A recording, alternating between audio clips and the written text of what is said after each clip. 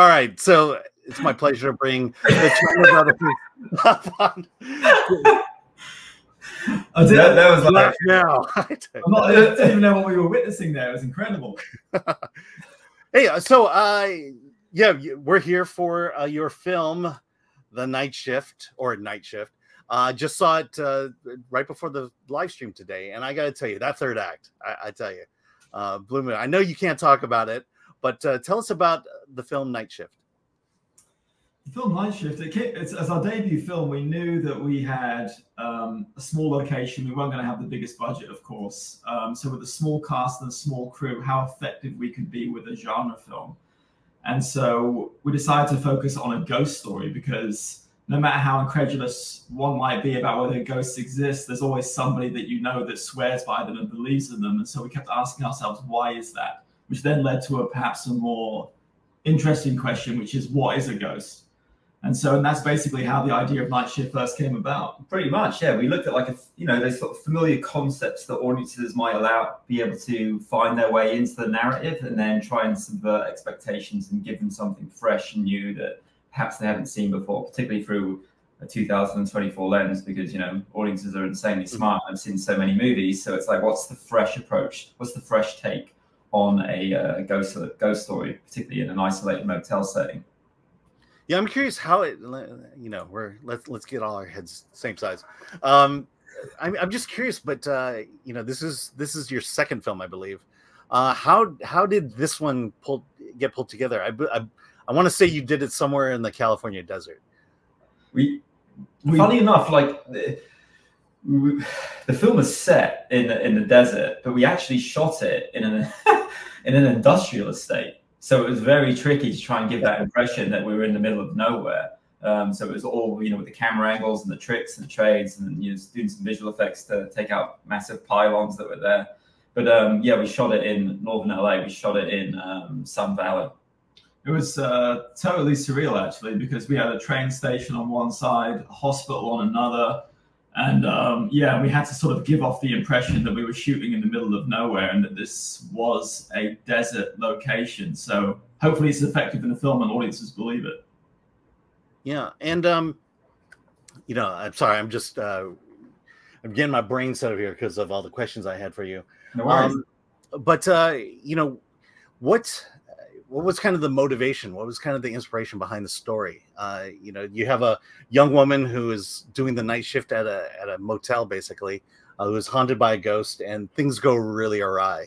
What was that inspiration? And yeah, go for it. Well, I think one of our favorite filmmakers is Mario Bava, and one of our favorite films by him, or just in general, is Kill Baby Kill, which managed to blend the sort of supernatural and the natural, two different sides, two different threats into one. So it's supernatural horror, but also psychological horror, and that bleeds into sort of a slasher territory towards the end. So that was appealing to us to try and sort of merge those two subgenres. That's it, yeah, with a heavy dose of giallo thrown in there, as you can probably tell from the use of color. Yeah, and then I'm assuming you're not from the States. Which makes me curious is why the film, the film being shot in kind of the American desert here. Well, we live in Los Angeles, so like, despite being two bumbling British guys, we live here. We've lived here for a few years now, so all of the scripts that we've been writing are predominantly and quintessentially American. So yeah, to shoot one that was so close to home, where we got to sleep in our own beds, was a comfort.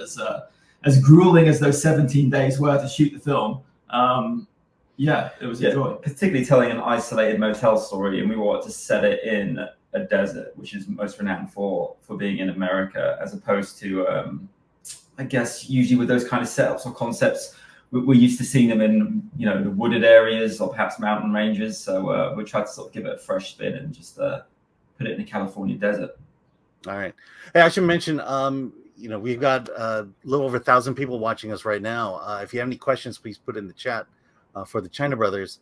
I want to ask you about your lead, Phoebe Tolkien, who plays Gwen. Her character, it's the performance required for this character is pretty broad. Where did you find her, and what were you looking for in that role specifically? I think with the role of Gwen, I mean, she's on screen for like, you know, 98% of the time in the film, and often at times she's by herself and she's sort of just interacting with the motel. So we needed somebody that had tremendous screen presence that could hold the audience's attention. And fortunately, Phoebe has that in buckets, so it worked tremendously well. And also, like, again, not going into spoiler territory here, but somebody who could convey a drastic amount of emotions. And we were really fortunate to land Phoebe because she's terrific. Yeah, it's a tricky curve, allowing someone of her capabilities to carry that narrative, and so the audience can be on her side as the story progresses, despite its twists and turns, to really get behind the predicament that she's found herself in. Yeah, and she was just marvelous when we met her, and you know, we've seen her credits before. She just ticked all the boxes with Paul and I. Yeah, and as directors, what were the conversations like with her in terms of getting the performance you were looking for, and the performance that, you know, that was coming from her as well? Well, we didn't really have much rehearsal time, to be honest, Alan. Like, you know, we were shooting the film in 17 days at this motel, so we had a good couple of conversations with her on Skype and Zoom beforehand, where really sort of like focusing on the story that we wanted to tell and who the character was, and just seeing her past performances, and sort of getting to know her. We knew that we were sort of in safe hands with her as a lead actress, and again, like, we couldn't be more happy with the performance that she gave. Yeah, and then I have to bring up Madison, who she stars in one of my daughter's favorite Disney Channel shows. Oh, Bizaardvark? Bizaardvark, yeah. And so you couldn't get Logan Paul for it either. So yeah, tell me about her. And because, you know, look, she was on the show with Logan Paul and Olivia Rodrigo, and it's kind of nice to see her now. What was it also like working with her and casting her? She was absolutely amazing. I mean, we saw like a few actors and auditions for that role, and yeah, when she came through, she just really nailed that character. She had a level of ambiguity that we were looking for, but also this very innocent quality that the audience could latch onto. And she played it effortlessly. She really was a dream to work with. And even when it comes to like comedic performances, she's a paragon. So like just having her in there, as well as Lamorne Morris for comedic relief. Because when it comes to horror, Ben and I do believe that, you know, a great horror film does have levity. The audience needs to laugh as much as they scream. And so having the casting of somebody like Madison and as well as Lamorne, it really gave a new life to the film as well. Yeah. And now you have all that Disney Channel cred to go with it. All right. Well, we have questions from the chat, and I hope you don't mind if I can ask a few, but from Solomon Thornton, greetings, Sir China Brothers. What was your approach to getting the film made? Gosh, it was a very long. Was it difficult to get? Yeah, it was a very long, arduous journey, Solomon. It took many years to get off the ground. For us to write the scripts and then push it out there to many producers to see who we could get on board, know what kind of budget we wanted to work with, even though it was very, very low. Just jumping over many hurdles, but always believing that this is a story we want to tell, and just kept believing in it until eventually we managed to dot the I's and cross the T's, and it happened, thankfully. What do you think was the moment that got it greenlit? I think the pandemic shut everything down.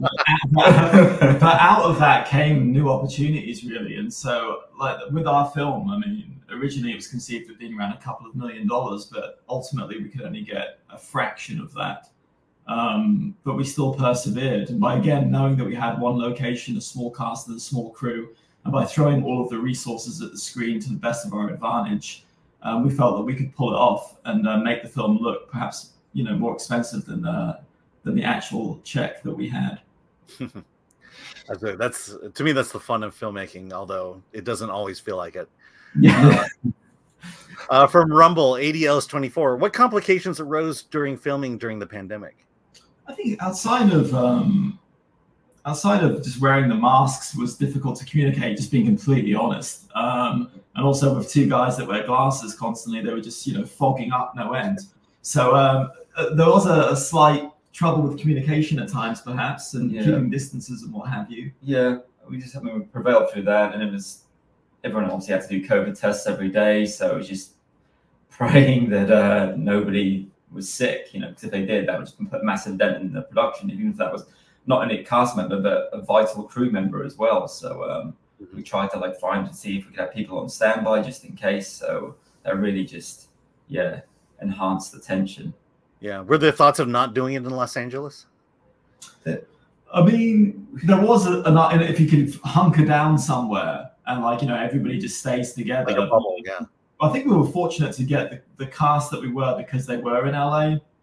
I mean, like, you know, like Phoebe and Lamorne and Madison even were at the top of the list. So we're kind of surprised that we got them, you know, without shooting ourselves in the foot there. But I think the pandemic helped to a certain degree. Yeah, and even with the likes of like Patrick Fischler and Christopher Denham, who basically turned up for like 1 day apiece, you know, it was just wonderful to get that level of quality of a performance from a renowned actor. We felt very blessed. Yeah, no, it's amazing.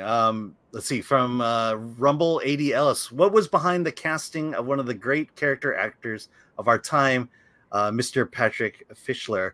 Are you Lynch fans, or was there another project that put him on top of mind for the role? Massive Lynch fans, and we always knew him and his work because he's been in over hundreds of things. So ironically enough, it was his wife Lauren Bowles who actually plays his wife in this movie. So she was cast first, and she then suggested her husband to play the opposite role. And we were like, "Well, who's your husband?" And she said Patrick Fischler, and we couldn't believe it. Yeah, we couldn't believe it, and we managed to get both of them together to come down for a day, and it was just a wonderful experience. Just the level of not the level of talent, but the experience that they have is just yeah, it's beyond. It was amazing. All right, and from I Am Become Deaf Destroyer of Words, how do you recruit your actors, and how did you keep them motivated through filming? We're still asking ourselves that same question, to be honest, at least in terms of how we got them. Well, I think the pandemic did help, but just yeah, just they resonated and sort of really took to the material. And even like with a role like for Lamorne, who plays Teddy, we wanted to cast a comedic actor because in a sort of cliched version of that story, it would be sort of an old cantankerous man that runs the motel, and we wanted to run in the opposite direction of that. And so by going out to perhaps younger actors and ones with more comedy experience, that perhaps seemed appealing to them to bring that sort of that craft to a genre film. So it worked well. Yeah, Lamorne really latched onto that. He just loved improvising, and he was full of ideas. It was a great collaborative experience. He just, yeah, something perhaps he never thought we would really get to play. So it was great to have him in that role. Oh, very cool. All right, and the last question from AD Ellis 24 again. What was the impetus for the color palette for both the film and the marketing? Is the neon style poster indicative of the film's cinematography? It is, and sort of harking back to what Ben and I were sort of saying earlier, where we want the film to be fun, and particularly with genre films, it's difficult to go to the movies and you know, paying for babysitters, petrol in your car, food, drink.